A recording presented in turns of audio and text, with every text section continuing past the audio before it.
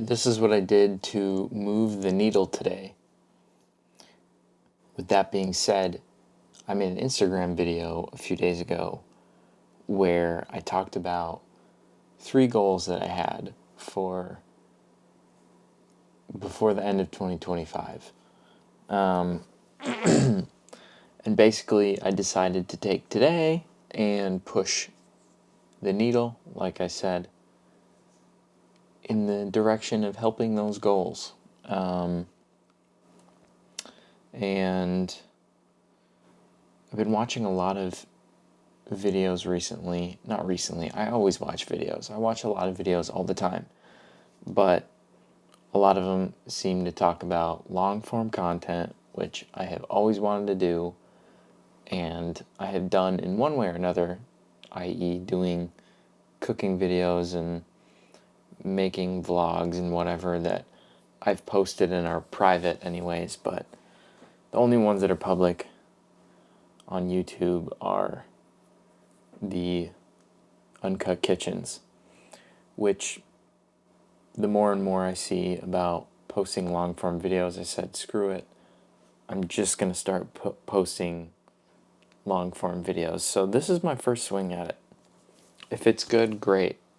If it sucks, I'm just going to keep doing it anyways.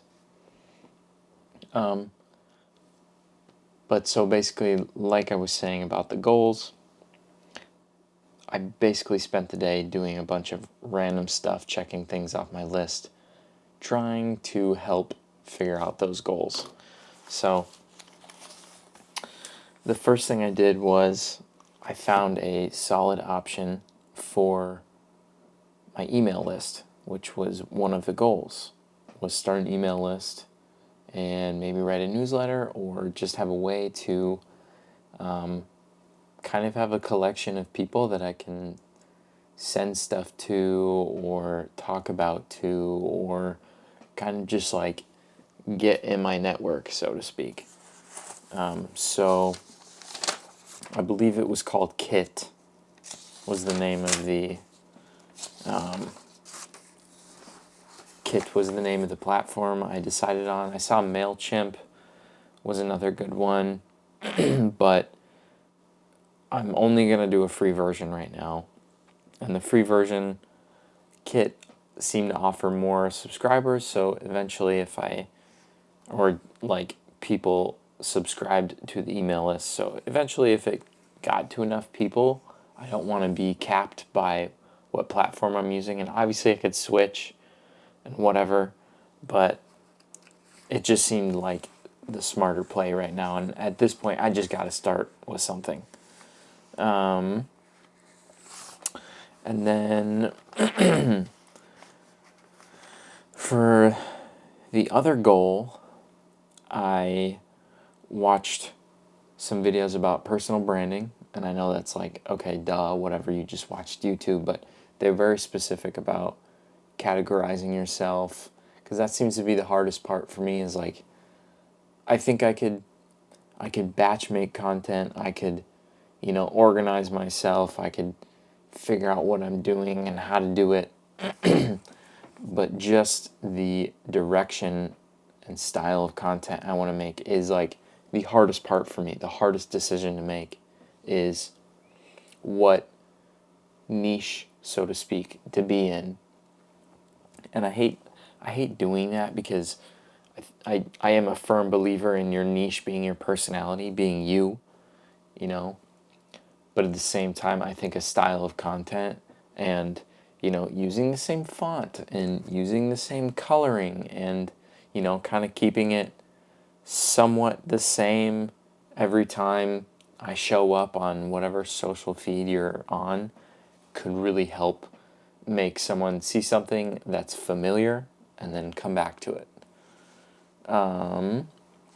So I watched some videos on that, and then I actually signed up for a webinar like over a week ago. The guy's name is Arthur. I can't remember his last name, but I didn't even finish the webinar because it ended up being longer than 2 hours.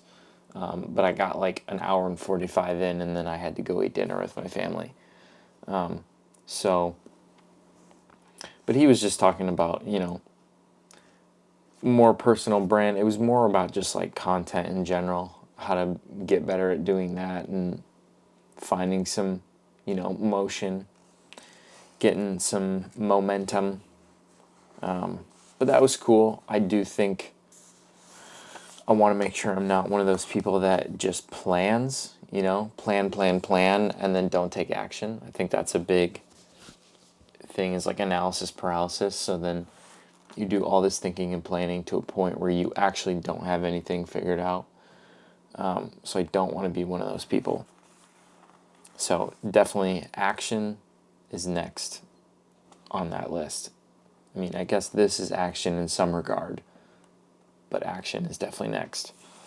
And then I guess something that is more relevant to the last goal that I posted on that Instagram video was I color graded a video.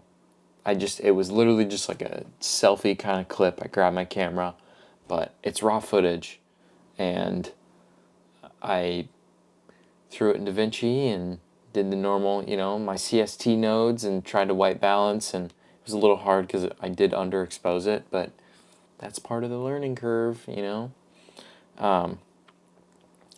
But that's part of the last goal, because I think for me, the digital product that pops in my brain the most is a LUT,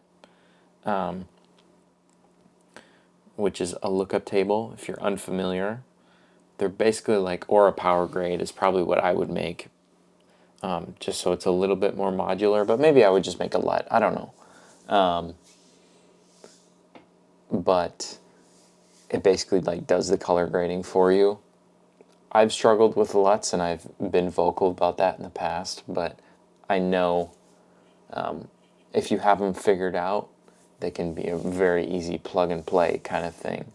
But I should say I have figured out LUTs a little bit more recently, but I like using LUTs in addition to my own grades on top of that.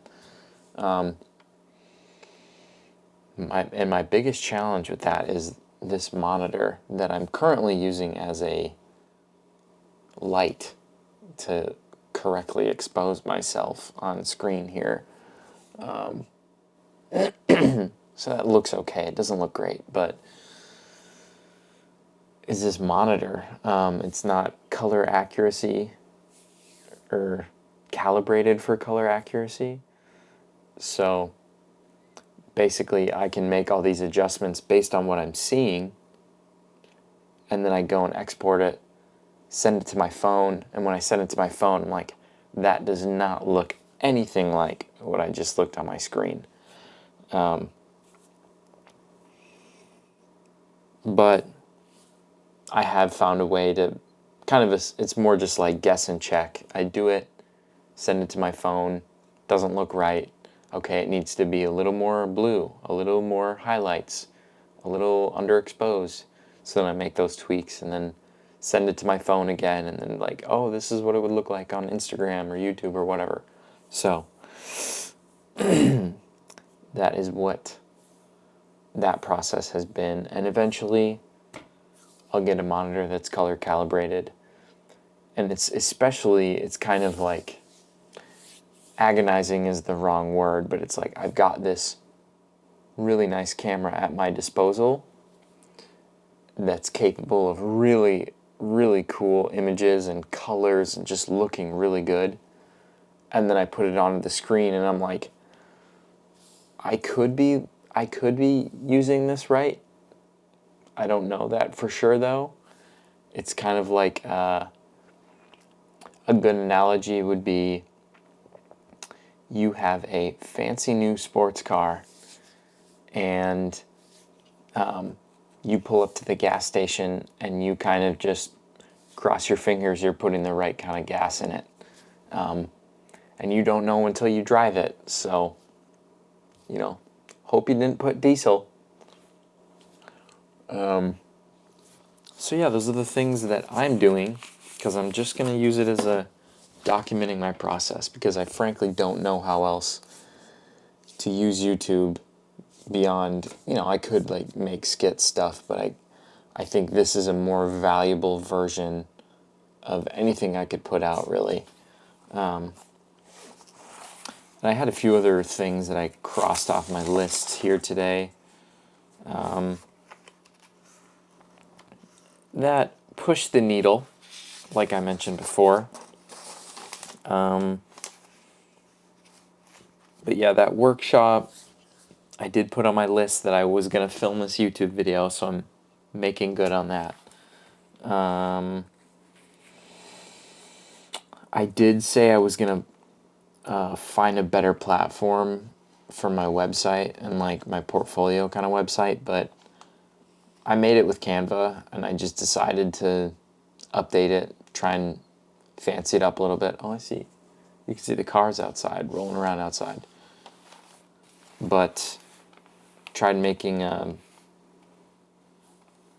just make it look a little bit better. Simpler colors, better font. And it still doesn't look good, but I think it's a little bit better. I took out some images that were not quality. I really need to build up a library of of like good assets, photos and videos of myself, because I'm really good at grabbing the camera and going taking videos of other people and whatever, but people are camera shy, and that's why they made tripods. But sometimes you don't want it to look so fixed. You want someone to go shoot with. So if there's any homies out there in the Twin Cities looking for a +1 to go take some photo and video, hit me up. And then I said I was going to sort through, I have some Amazon affiliate links that get no love and no attention, but that's okay. It doesn't really matter. They will someday. But I looked at them and I'm like, they can stay for now. But I did update like the design of my link tree, so that's good at least. So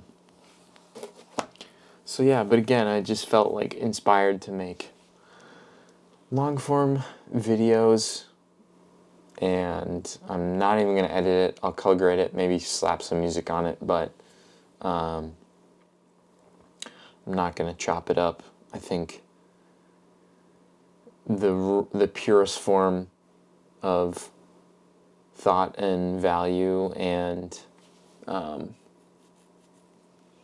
understanding of what I'm doing and going through and getting to know me too, I think this is the best way I know how for the time being. So that's what I'm going to do.